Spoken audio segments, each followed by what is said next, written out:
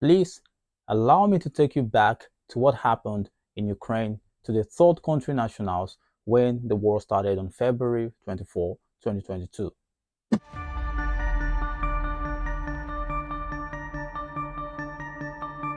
Citizens of several African countries report they were also pushed back from Poland because they are black. Some 16,000 African students are thought to have been studying in Ukraine. On Tuesday, Ukraine's foreign minister, Dmytro Kuleba, tweeted Russia's invasion had, quote, affected Ukrainians and non-citizens in many devastating ways, and said, quote, Africans seeking evacuation are our friends and need to have equal opportunities to return to their home countries safely. There's been a lot of segregation and racism from the people who've managed to actually get to the passport control. It seems like there's a hierarchy of Ukrainians first, Indians second, Africans last. So there has been a lot of segregation.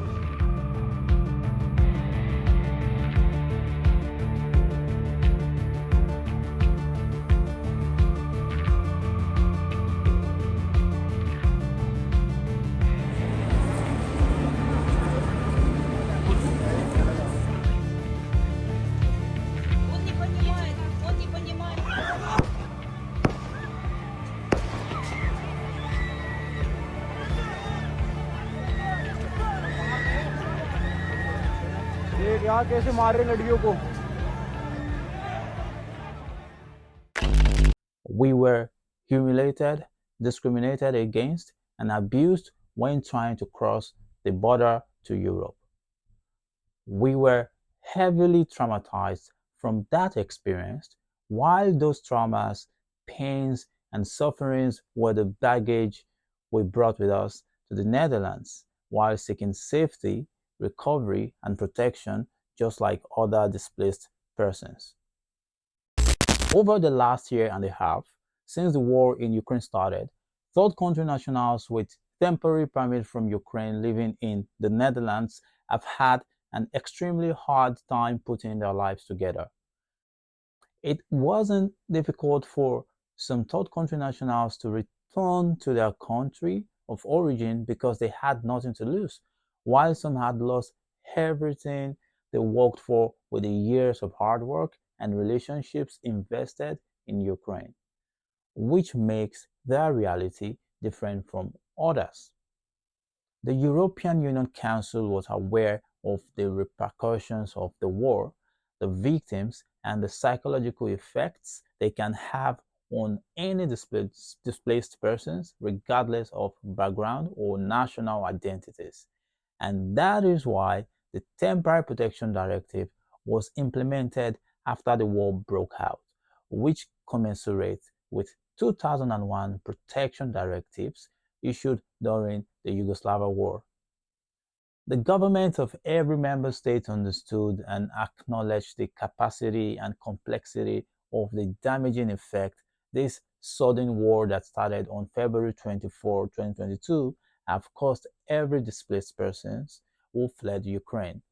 Every displaced person was sheltered and allowed access to the social system and labor market by every member state in order to be able to reflect, heal, recover, and survive temporarily until the war ends.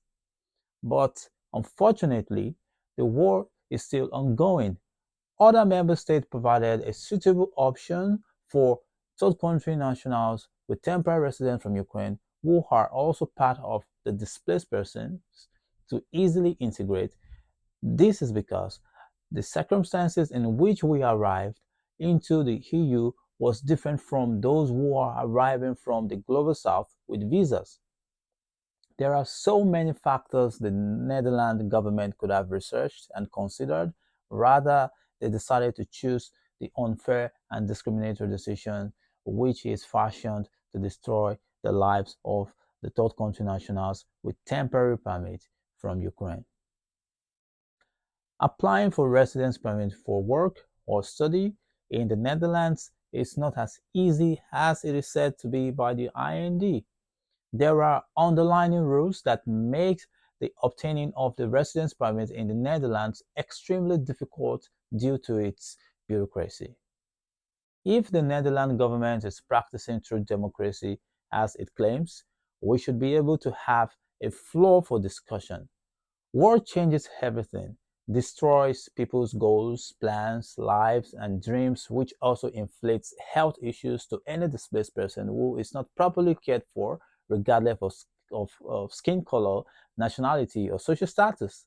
It is a very complex and sensitive case that requires special evaluation before making any conclusive decision. If you've not been through it, you won't understand how it feels to be living in this turmoil. You have to be at least a little bit empathetic to be able to understand the magnitude of what we are going through at the moment. It is like running in loops of uncertainty every time you try to build your life back from ground zero right here in the Netherlands. Since the summer of the year 2023, we have been exercising our fundamental rights. We tried every method and medium of communication to communicate with the Dutch government about our stories, pains, and sufferings.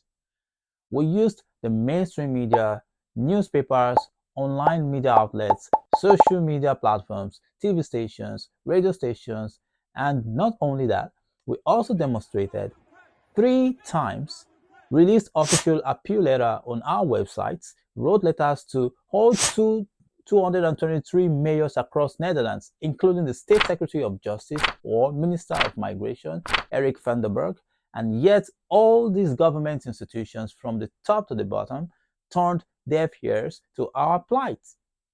And then suddenly, the final decision is that we will lose our right of residence on March 4, 2024, with extra punishments such as entry ban across EU borders, placing return or deportation decisions on our names in the Schengen Information System, which is SIS, which automatically denies third country nationals from Ukraine from seeking protection in any other member states. That can result to forcibly deportation and a lot more. The fact is that our data have already been submitted into the SIS for a return decision since last year, the same period the State Secretary illegally attempted to terminate our protection, which was ruled unlawful by the Council of State Radvanstadt on January 17, 2024. That was a huge violation of the EU Temporary Protection Directive under Article 10. See for yourself. Under Article 10 of Directive 2001/55/EC, Member States are obliged to register the personal data, name, nationality, dates, and place of birth, marital status, and family relationship of the persons enjoying temporary protection on their territory. When doing so, if not already done, the Member States should consult relevant international, EU, and national databases during their checks and investigations, and in particular, the alerts on persons and documents in the Schengen Information System (SIS). Under the current legal basis, Eurodac or other EU large-scale IT systems and databases cannot be used for registration of beneficiaries of temporary protection. Therefore, the Commission advises Member States to register these persons in their national registers for foreigners or other national registers in full respect of the General Data Protection Regulation. Member States should not register any other personal data than that covered by Annex 2 of Directive 2001/55/EC. With all that being clearly stated, IND still went ahead and registered our names in the SIS that every EU member state were not allowed to do, while the displaced persons are still active under and enjoying the Temporary Protection Directive. The involvement of our names in the Schengen Information System alert truncated and derailed the academic aspirations of some third country nationals from Ukraine who wanted to study in other European countries where the tuition costs of education were more affordable. Their visas were rejected because of the return decisions placed on their names in the SIS. SI signaling not currently visible to other countries. Have you traveled to another country in the Schengen region? Then you may have received questions there about the return decision. The return decision has put your name in the Schengen Information System (SIS). This is called SIS signaling or being signaled. Border guards and police of Schengen countries can control the SIS. These countries would then know that you have received a return decision. The return decision does not apply to you directly. You may still make use of the rights of the Temporary Protection Directive. In any case, this is allowed up to 5 weeks after the ruling of the Council of State. Therefore, other countries cannot see your SI signaling at this time. IND claimed on their website that our names are not visible, but unfortunately they were.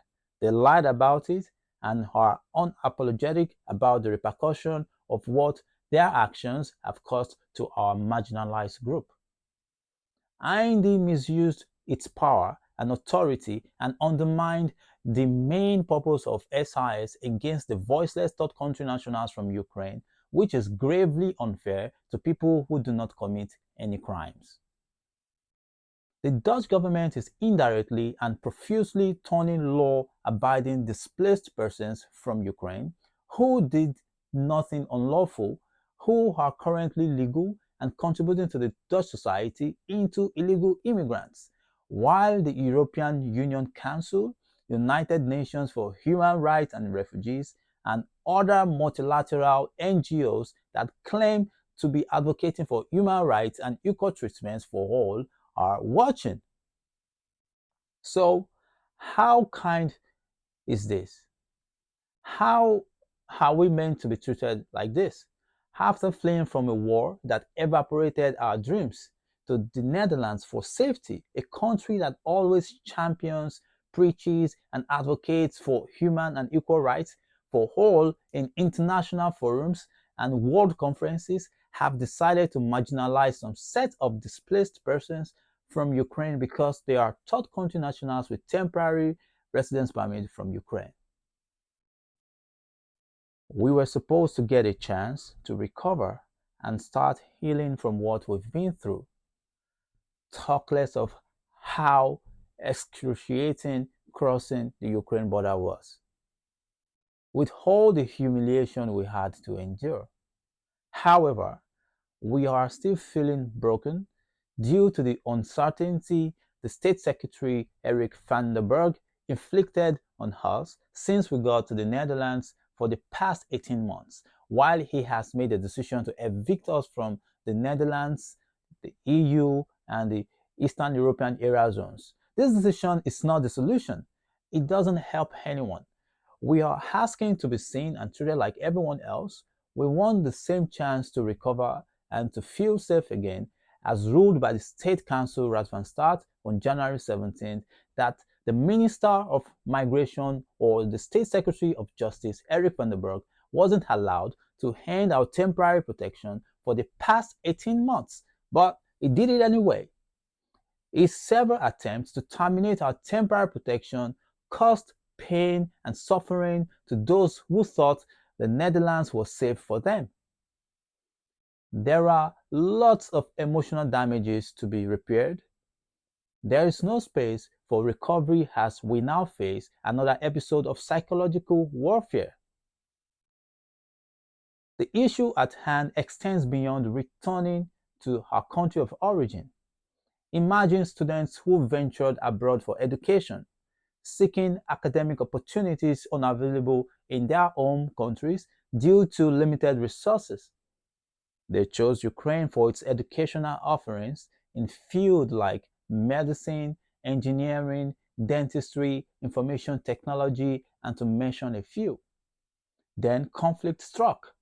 Universities were destroyed, vital documents lost, and connections with their academic institutions severed. Pursuing these specialized degrees in the Netherlands is ridiculously expensive. Many students had invested years of work and savings to afford their education in the Ukraine and now in the Netherlands, some hoping to transfer their credits in between a complex and indifferent bureaucratic procedure. Consider the predicament of those close to completing their degrees in Ukraine, their years of effort disappearing in an instant at the cost of the war. So, is repatriation or deportation really the solution? How should these students proceed with their academic and professional aspirations when they are returned back to their countries that they left in the first place due to limited academic resources? These individuals are not just students, they are potential contributors to the Dutch society, embodying the high skills the country seeks. It is crucial to look beyond the narrative presented by some political factions and media and understand the depth and complexity of these solutions. Exercising human empathy and compassion for all is the solution to this decision. This unprecedented decision destroys young people's lives, even more further than what the war did to them. If we were not interrupted by the IND with all the attempts to end our protection in the past 18 months, it would have been easier for us to get our lives back together by now. But at this time, we're saying this decision to possibly end our protection and repatriate us isn't the right solution. When the government tries to send us back to our country of origin, it ignores our pain and what we've been through, which violates the Human Rights Act according to Article 5. We are here asking for the same rights and safety that other displaced persons from Ukraine have been granted. We are appealing to Radvanstad, the Council of State of the Netherlands, to quickly review the decision that was announced on January 17, 2024. We want to be treated equally with respect. We want the chance to heal, to feel safe, and to replan our future. We are asking for fairness, for our extension to be reinstated, for our right to be respected, and for the chance to move forward with our lives without fear. Thank you. One love, peace, and unity. Slava Ukraini.